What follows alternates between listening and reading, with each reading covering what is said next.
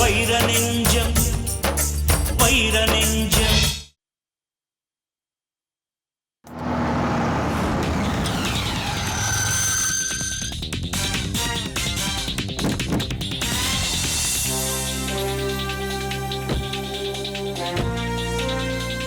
அண்ணாமலை, நீ அவசரப்பட்டு எதுவும் பண்ணிடாத.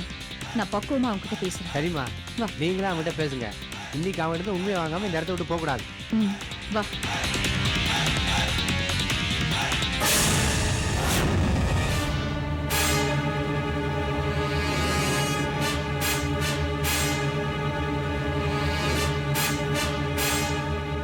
நீங்க யாரு? வாட்ச்மேன் எங்க? நான் தான் மேடம் புதுசா வந்து ஒரு வாட்ச்மேன். இதுக்கு முன்னாடி இருந்த வாட்ச்மேன் அவர் ஊருக்கு போயிட்டாருமா. அவர் பதில் தான் நான் இங்க வேலைக்கு வந்திருக்கேன். ஊருக்கு போயிட்டாரா? எப்போ? அது எனக்கு தெரியாது மேடம். நான் டியூட்டி ஜாயின் பண்ணி 2 நாள் ஆச்சு. உண்மையை சொல்லு, உனக்கு அந்த வாட்ச்மேனுக்கு என்ன சம்பந்தம்? அண்ணாமலை, திருப்பி ஊர்ல இருந்து வாட்ச்மேன் எப்போ வருவாரு? ஒரு வாரத்துல வந்துருவாருமா. அவங்க அக்காவுக்கு உடம்பு சரியில்லைன்னு சிதம்பரத்துக்கு போயிருக்காரு. அந்த ஆள் தான் உன்னை வேலைக்கு வச்சுட்டு போனானா? இல்லம்மா, முதலாளி நந்தினியம்மா தான் வேலைக்கு வச்சாங்க. சத்தியமா இதுல ஏதோ வில்லங்க இருக்கு. நேற்றுக்கு தான் அந்த ஆளை பார்த்தேன். விடு அண்ணாமலை, நீ வா. சத்தியமா இப்போது உங்களுக்கு புரியுதா? அந்த மதன் தான் இந்த கொலையை பண்ணியிருக்கான். இந்த வாட்ச்மேன் மட்டும் இல்லை, அந்த ஆனந்த், நந்தினிமா எல்லாரும் இதில் சம்மந்தப்பட்டிருக்காங்க. அதனால தான் எங்கே மாட்டிப்போமோன்னு பயந்து இந்த புது வாட்ச்மேனை வேலைக்கு சேர்த்துருக்காங்க. ஆனால் இந்த புது வாட்ச்மேன் கூட சொல்கிறத ஒன்றும் நம்புற மாதிரி இல்லையா? ஆமா அண்ணாமலை, இதுல ஏதோ குழப்பம் இருக்கு. பழைய வாட்ச்மேனை நீ நேத்து பார்த்திருக்க. இவன் என்னடானா வாட்ச்மேன் ஊருக்கு போய் 2 நாள் ஆகுதுன்னு சொல்றான். நிச்சயமா மதன் தான் கொலைக்காரன். ஒண்ணு வாட்ச்மேன் நம்ம கைக்கு கிடைக்கணும், இல்ல மதன் கிடைக்கணும். அவ மாட்டினா எல்லா உண்மையும் வெட்ட வெளிச்சமாயிடும். குடிப்பம்மா, அவனுக்கு எங்க இருந்தாலும் சரி விடப்படாது. நான் விட மாட்டேன். அண்ணாமலை, நீ வண்டி எடு.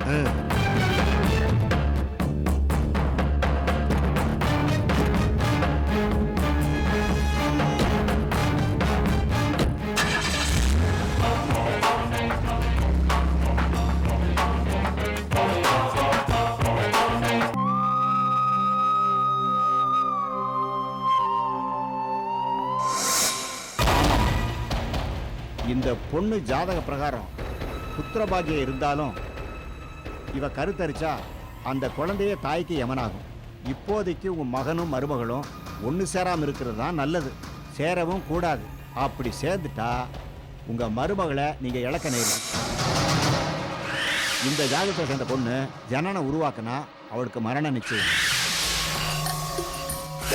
இப்போ இருக்கிற நிலைமையில உங்க பொண்ணும் பிள்ளையும் ஒன்னா சேர்ந்தா உங்க பொண்ணோட உயிருக்கு தான் ஆபத்து. இந்த ஜாதகத்தோட இப்போ இருக்கிற நிலவரப்படி பொண்ணும் பையனும் கொஞ்ச நாள் பிரிஞ்சுக்கிறதா நல்லது.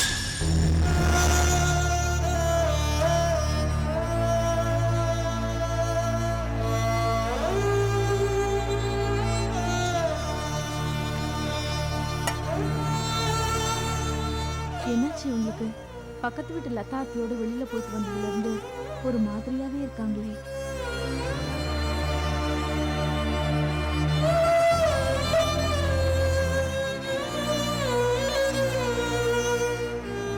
அத்தை, பால் எடுத்துக்கங்க.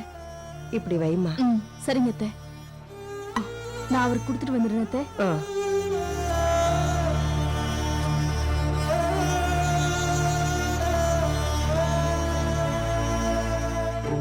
கண்டவங்க பெட்ஷீட் தலையணை எல்லாம் கொண்டாந்து ஏன் பெட்ல போட்டு உயிர் எடுக்கிறாங்க. இந்தாங்க, பால் சாப்பிட்டு படுங்க. நான் உங்ககிட்ட கேட்டேனா? கொடுக்க வேண்டியது என்னோட கடமை. பாரு, எங்க அம்மா சொன்னனாலதான் உன் கூட உங்க அப்பா வீடு வரைக்கும் வந்தேன். அதை வச்சு நான் மனசு மாறிட்டாங்கிறத நீ கனவுல கூட நினைக்காத. நீங்க வந்து என்ன பிரயோஜனம்? வேஸ்ட். ஏய், என்னடி மனோன? நீங்க வராமலே இருந்திருக்கலாம். என் புத்திய செருப்பால் அடிக்கணும்டி. உன் கூட வந்தனால எனக்கு தாண்டி அவமானம். மாப்பிள்ளைய பார்த்த உடனே மரியாதையை எழுந்துச்சு நின்று வாங்க மாப்பிள்ள அப்படின்னு கூப்பிடுறதாண்டி மாமனாருக்கு அழகு. ஆனா உங்க அப்பா ஸ்டைலா உட்காந்துட்டு வாங்கங்கிறான். உங்க டோட்டல் குடும்பமும் இப்படியே தான் இருப்பீங்களாடி? என் பொண்டாட்டி மட்டும் கிட்னி கொடுக்காம இருந்தான்னு வையே, அந்த ஆள் என்ன உயிரோடு இருப்பானா? என்ன என்னடி பாக்குற? உங்க பொண்டாட்டியா ஒண்ணும் நான் எங்க அப்பா கிட்னி கொடுக்கல. என் உடம்புல ஓடுறது அவர் ரத்தம். இந்த உடம்பு உருவானதே அவரால தான். அதெல்லாம் அப்போ இந்த அப்ப ஆட்டுக்குட்டி இதெல்லாம் வந்து கல்யாணத்துக்கு முன்னால. கல்யாணத்துக்கு அப்புறம் நீ என் பொண்டாட்டிடி. நீங்க இப்படி வார்த்தைக்கு வார்த்தை ஏன் பொண்டாட்டின்னு சொல்றது என் மனசுக்கு ரொம்ப சந்தோஷமா இருக்குங்க. அதையா சொல்லுடா. சரி, பாலை எதிரில வச்சுட்டு போறேன், குடிங்க.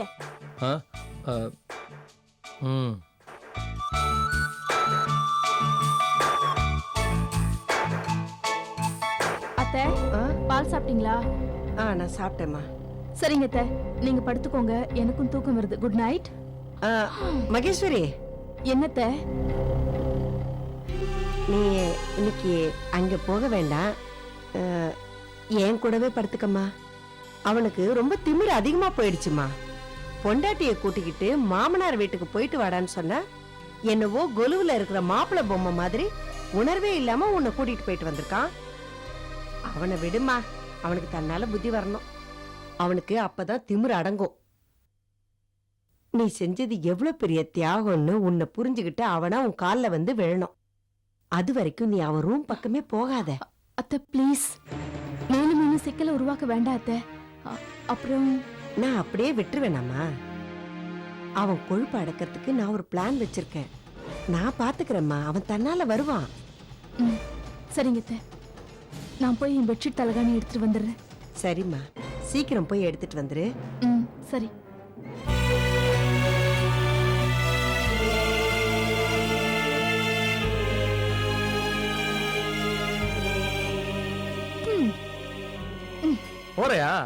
போறியா? போ. ரொம்ப சந்தோஷம். 4 நாளா நிம்மதியா தூங்கிட்டு இருந்தமே, இது உள்ள வந்துருச்சு. இன்னும் நிம்மதியா தூங்க முடியாதுன்னு கவலைப்பட்டுட்டு இருந்தேன். அப்பாடா, போ. நான் கதவு சாத்தணும், போ. எத்தனை நாளைக்கு ஆம்பளை பிடிவாதத்துக்கு ஆயுசுன்னு எனக்கும் தெரியும். பாத்துடலாம். போடு, விட்டா நின்னு டயலாக் பேசிட்டே இருப்பாளே. போ.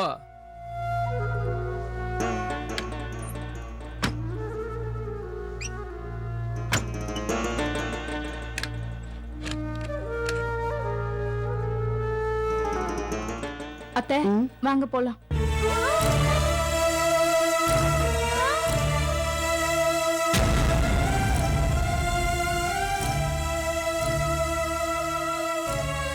இன்னைக்கு ஒரு நாளைக்கு தடுத்தாச்சு. இனிமே ஒவ்வொரு நாளும் இவங்களை எப்படி பிரிச்சு வைக்கிறது? ஐயோ, ரொம்ப கஷ்டம். விட்டுட்டா என் மருமகளை உயிரோடவே பார்க்க முடியாதே. ஆண்டவனே, என்னையே இப்படி எல்லாம் பாவியாக்குற. அத்தை, கொஞ்சம் இங்க வாங்களே. இதோ வந்துட்டேம்மா.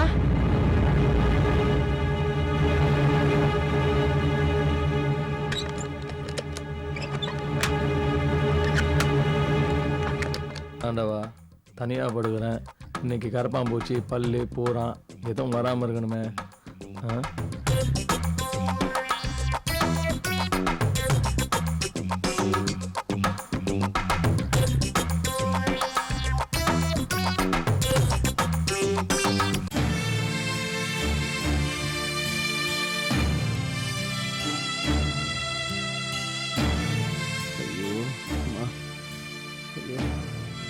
குளிருது, ஜுரம் அடிக்குது.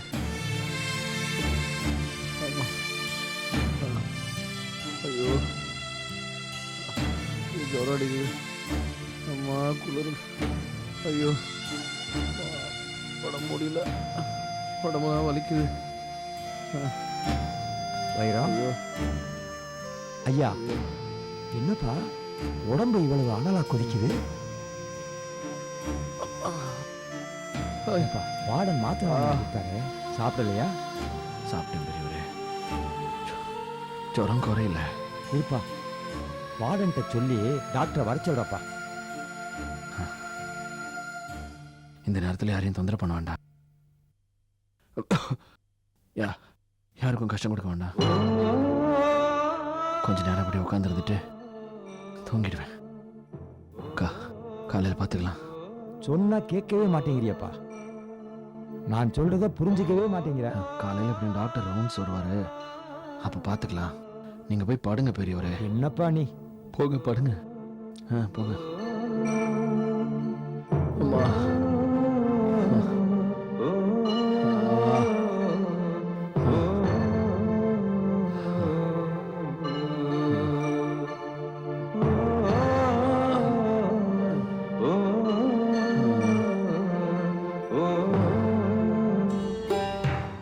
என்னங்க? ஐயோ, என்னங்க இது? உடம்பு அனல கொதிக்குது. எந்திரிங்க, முதல்ல டாக்டர் கிட்ட போலாம் வாங்க. சாதாரண ஜுரம் தான் சக்தி. கொஞ்ச நேரம் தூங்கி எந்திரிச்சா சரியா போயிடும். என்ன விளையாடுறீங்களா?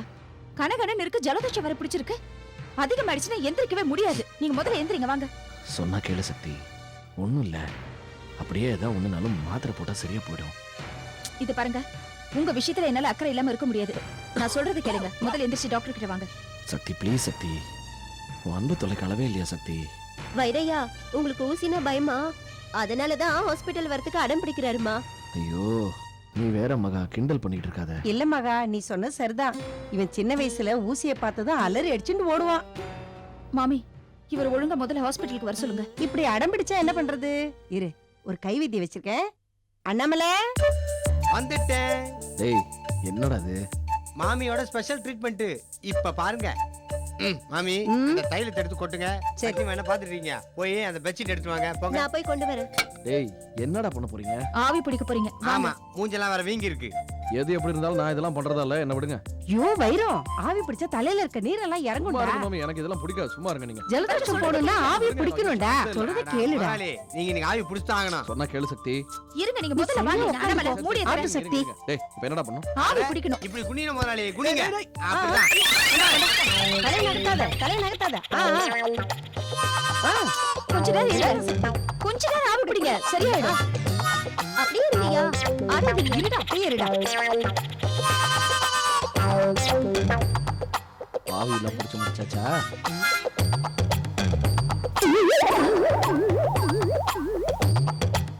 என்னங்க இது? அப்போ போர்வைக்குள்ள இருக்கிறது யாரு? இந்த அண்ணாமலை தான். ஐடியா கொடுத்த எண்ணெயே போட்டு இப்படி அமுக்கிட்டீங்களே. பேஷண்ட் அவரு, ட்ரீட்மெண்ட் எனக்கா? முன்ன அப்படிதான் தீபாவளி அன்னைக்கு என்ன தேய்ச்சிக்கு நானு, மோதிரம் வாங்கினது அவரு. எங்க எஸ்பி வாங்க பாக்குறீங்க? முதல்ல வாங்க. வந்து ஆவி ஐயோ, விடுங்க பிடிங்க. விடுங்க. நான் இந்த விளையாட்டுக்கு வரல, முதல்ல சொல்லிட்டேன். என்னது? சும்மா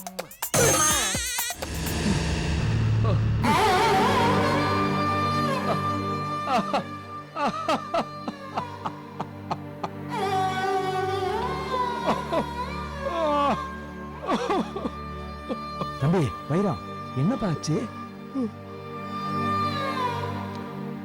ஒண்ணு இல்ல. வீட்டு ஞாபகம். என் பொண்டாட்டி சக்தி இருந்திருந்தா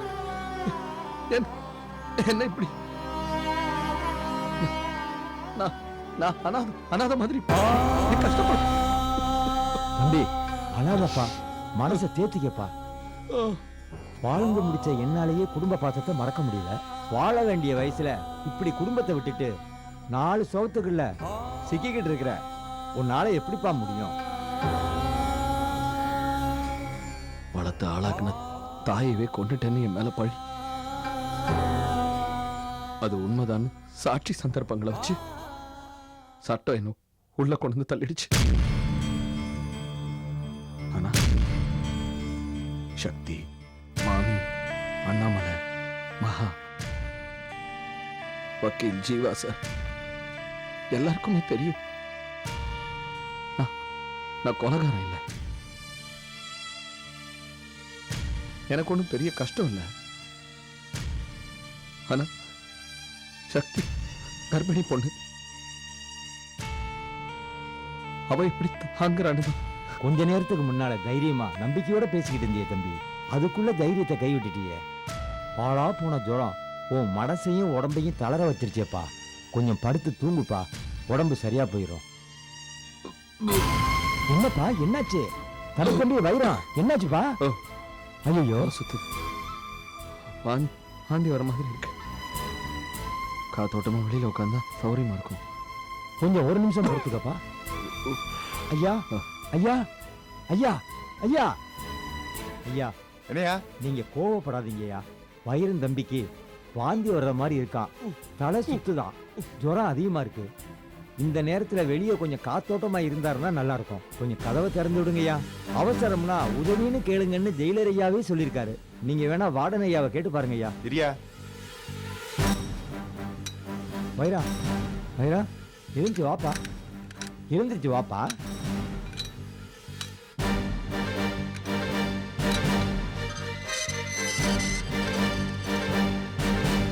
இங்கே இரியா. மெதுவாப்பா. பார்த்து பார்த்து. மெதுவா மெதுவாப்பா.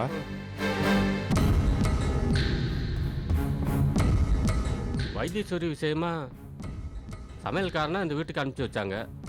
ஒரு வழியாக வைத்தீஸ்வரி கதை முடிஞ்சு போச்சு. இப்போ ஆனந்தையும் நந்தினியும் பிரிக்க சொல்கிறாங்க. நடக்கக்கூடிய கதையாது. நானே வைத்தீஸ்வரியோட ஆவி எப்போ வந்து நம்மளை அமுக்குவோன்னு பயந்து போய் கிடக்கேன். இந்த பாக்கியம் வேறு லெட்டரை போட்டு நம்மளை பயமுறுத்தி வச்சிருச்சு. போதும்டா சாமி, முதல்ல இங்கேருந்து டேராவை தூக்கணும்.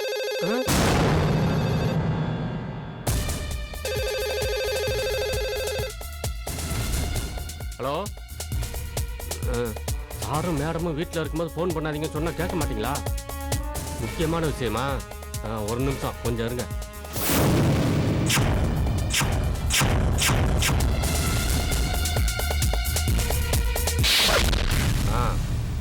இப்போ சொல்லுங்க.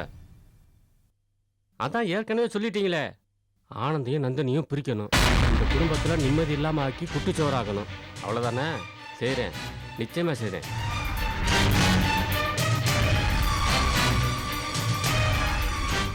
நீங்கள் சொல்லி நான் செய்யாமல் இருப்பேனா?